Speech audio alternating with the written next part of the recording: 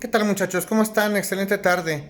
Bienvenidos de nueva cuenta a nuestras sesiones de Escuelas del Pensamiento Criminológico 1 y espero que este fin de semana la hayan pasado muy bien en sus casas, que estén ya avanzados en su estudio. Prácticamente quiero darles la bienvenida a la última semana de clases. El día viernes 12, que es este viernes, estaremos terminando. Por fin concluimos nuestro curso de Escuelas del Pensamiento Criminológico 1.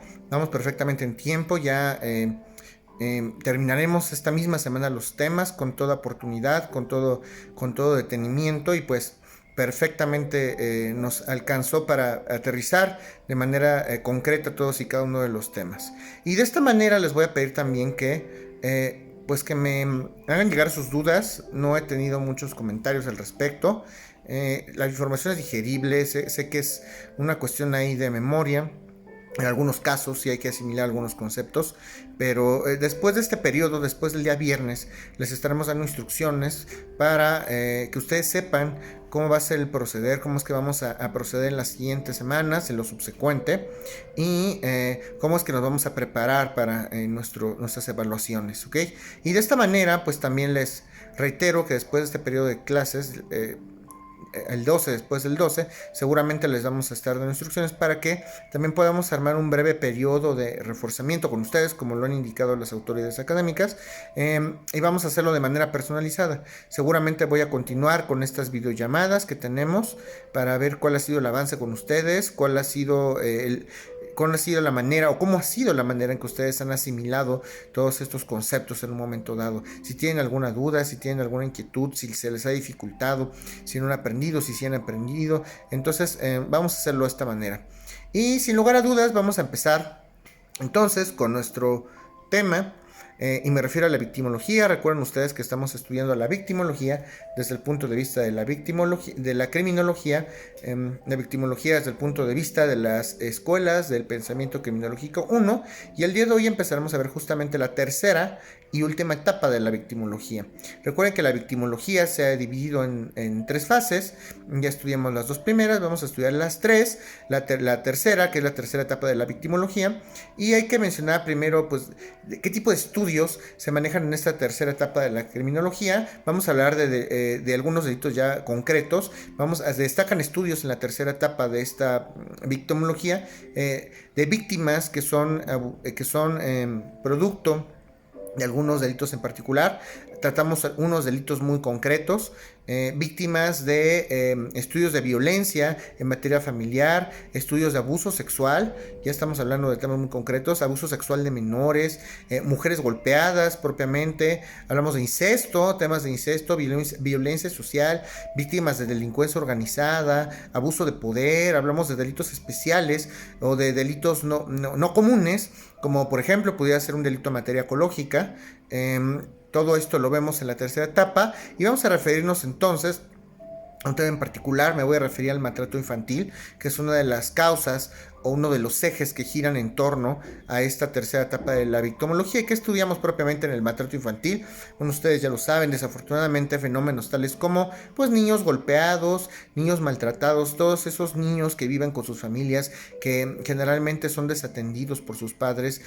Los padres los desdeñan, los padres los ignoran, los padres los omiten, prefieren dar énfasis a otro tipo de actividades en sus vidas, o a veces una separación con papá, una separación con mamá, lo único que propicia en contra de todos estos muchachos, de todos estos niños, pues es que los golpeen, que los ignoren, que no les den de comer. Y generalmente este tipo de delitos, desafortunadamente, se da por los padres, es general. Y pudiera llegar a ser el caso de algún tutor, de algún otro familiar que viva con ellos, pero desafortunadamente y de manera estadística, todo indica que todos estos delitos, que todo este tipo de maltrato infantil, generalmente se conoce o se comete por los progenitores. Y en otros países, ustedes lo deben de saber perfectamente, está muy penado ese tema. En Estados Unidos de Norteamérica, por ejemplo, inmediatamente llaman a servicios sociales. Es una cuestión delicadísima en torno a los padres. Y aquí en México, pues debería hacerlo así. En cuestión normativa sí es muy delicado el tema de abuso a menores, pero pues desafortunadamente nuestras autoridades en algunas ocasiones no le dan esa seriedad, ¿ok? Vamos a hablar de un autor que hace énfasis a todos estos temas, y me refiero a Henry Kemp. Kempe con K se escribe, Henry Kemp. Y ese señor también sigue haciendo una serie de estudios del maltrato infantil, y habla de un síndrome famoso, del síndrome famoso del niño maltratado. Así lo refiere Henry Kemp, el síndrome famoso, o el síndrome, perdón, habla del síndrome del niño maltratado. Así lo habla Henry Kemp. Y nos referimos en este síndrome del niño maltratado a menores o infantes que presentan secuelas de lesiones propiamente, de golpes, de alimentación, niños que no los alimentan, que los quieren reprender, generalmente producto de padres alcohólicos, padres drogadictos, padres desatendidos, padres con problemas intrafamiliares, y pues no los atienden, los sancionan, les dan cinturonazos, les marcan las hebillas, los queman con colillas de cigarro, y hacen una serie de actos tendientes a esto, y también los dejan de comer, prácticamente los omitan totalmente. No me importa, no tengo por qué darte de comer, y eso pudiera ser no necesariamente algo violento, simple y sencillamente papá o mamá están en sus asuntos. De veras, tenía un hijo que mantener, y pues te toman ellos, le toman importancia. Muchas veces los padres toman relevancia a sus asuntos en lo personal que a los niños. Entonces, pues traer un niño no es poca cosa, definitivamente hay que atenderlos, y requieren de nuestra constante atención económica, fisiológica, afectiva, académica. Entonces es importante que lo aterricemos así desde el punto de vista de Henry Kemp. Hablamos de otro tipo de estudios en esta tercera etapa de la victimología, como la violencia conyugal. Propiamente nos vamos a referir a la violencia conyugal. ¿A qué se refiere la violencia conyugal? ¿Cuáles son las características propias de la violencia conyugal? Hablamos de un sometimiento de una pareja a otra, gritos, abandono, una pareja abandona a otra persona sin mayor medida, sin mayor explicación. Hablamos de los insultos que pueden llegar a darse entre estas personas, ya no con el afán a lo mejor de seguir continuando juntos. Se propicia una situación de violencia, de desapego, de competencia. Hablamos, independientemente de este tema propiamente dicho de violencia entre parejas, o de violencia conyugal, también hablamos de maltrato a la mujer, y por qué no, ya también en este punto hablamos de maltrato al hombre. Hablamos mucho de hombre, que sí los hay, desafortunadamente. Los hombres abusan, no solo sexual, sino también que se puede dar un abuso, es un tema, pero hablamos de abuso económico, y de golpes propiamente, de lesiones. Los hombres le pegan a las mujeres, pero lesiones, golpes, riñas, pero también ya hay mujeres que pegan a hombres, y las ha habido siempre, y este sector también desde el punto de vista victimológico se ha visto sumamente remedido. Siempre nos enfocamos o ponemos atención al tema de la mujer desvalorizado, de la mujer implicado, de la mujer abusada, de la mujer golpeada, pero pues a lo mejor, aunque haya pocos casos o muchos casos que también se refieren a estadísticas negras de la victimología, ya lo hablamos, hay muchos casos en estadística negra de hombres que también pudieran llegar a ser agredidos por parte de un cónyuge femenino. ¿Okay? Entonces hablamos de ese tipo de figuras. Hablamos también de incesto. El incesto nos vamos a referir también a una relación propiamente, pero es una relación sexual que se da entre parientes consanguíneos. Ese es el incesto, una relación sexual que se da entre parientes consanguíneos. Podemos hablar de padre e hija, madre e hijo. Podemos hablar de hermanos, hermano papá, hermano hermana, y pues naturalmente esto tiene un cierto grado desde el punto de vista de algunos autores, claro está. Tratamos de ser lo más objetivos posibles. Desde el punto de vista de la victimología, esto se puede deber a diversos trastornos mentales. Hablamos también del complejo de Electra, el complejo de Edipo, que pueden llegar a ser razones, y cuando se dan ese tipo de conductas, pueden llegar a cometerse algunos delitos tales como el parricidio. Hija tiene relaciones con papá, a lo mejor la hija que está en estado de indefensión pudiera ser, hablemos menor o mayor de edad, pues por coraje, por despecho, o por algún trastorno mental, pues puede llegar a asesinar a papá. Todos estos temas y este tipo de víctimas les estudiamos desde el punto de vista de la tercera etapa de la victimología.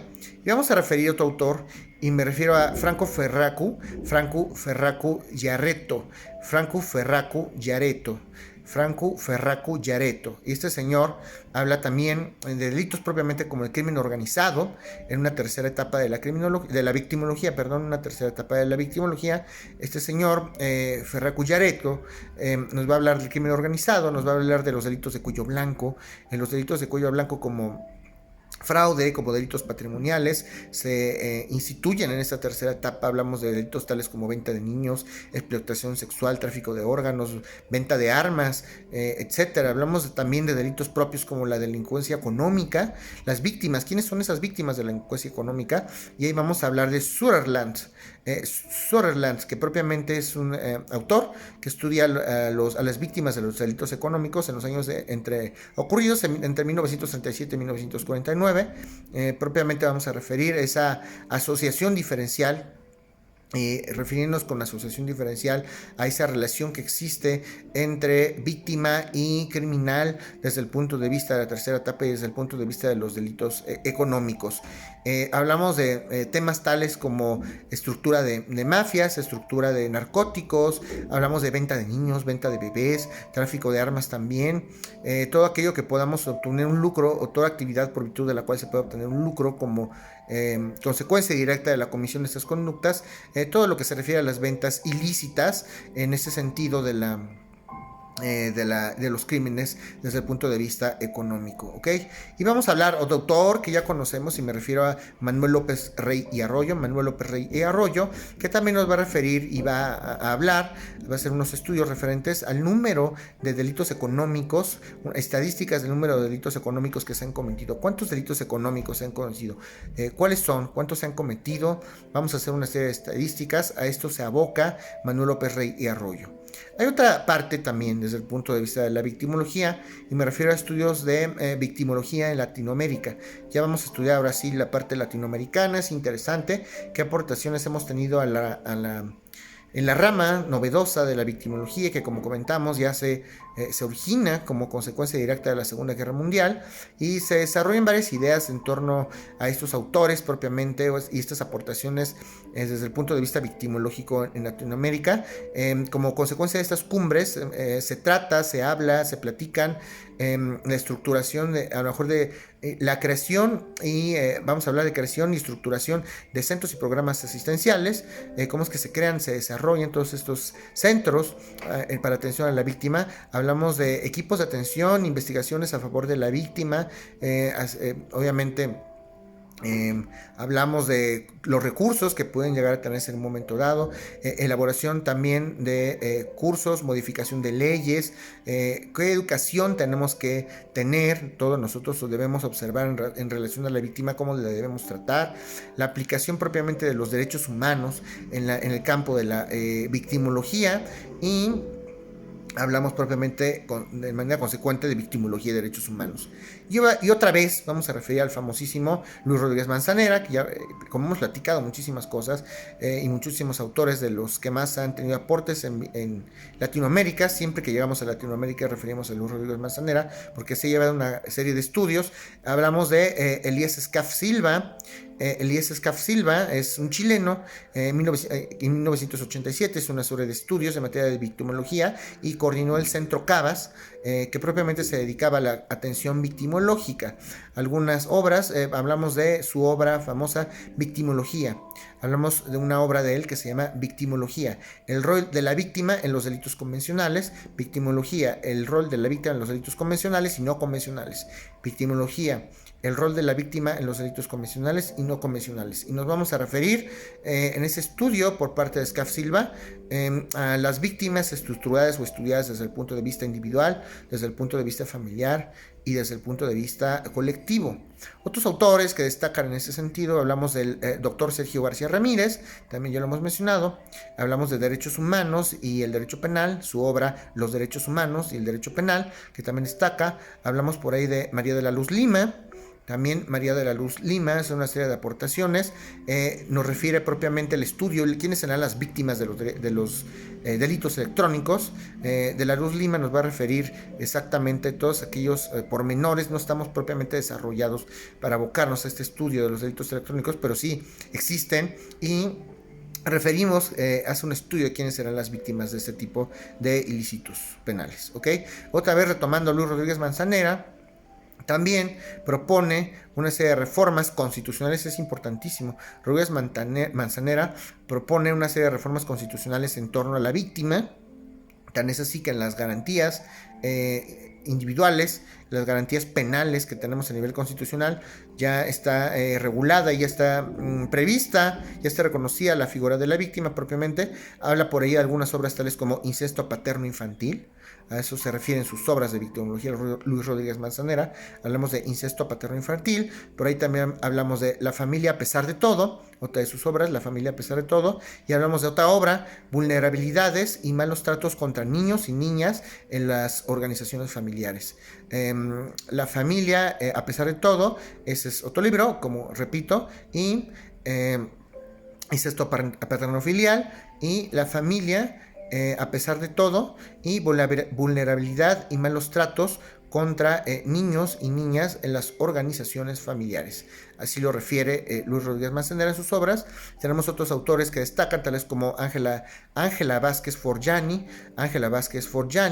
Hablamos de Lola Níger de Castro, también ya hemos referido a Lola Níger de Castro. Podemos también referir a Luis Marco del Pont, a Gabriela Fulco, podemos referir también a Julia Sabido, a Pilar Socorro de Merlín, a Eduardo Padilla, y por ahí destaca un poquito ahí Polaino Navarrete. Polaino Navarrete va a ser un estudio pormenorizado en cuanto a la victimología y a la responsabilidad civil. Habla de varios momentos de la responsabilidad civil en cuanto a la víctima de un delito.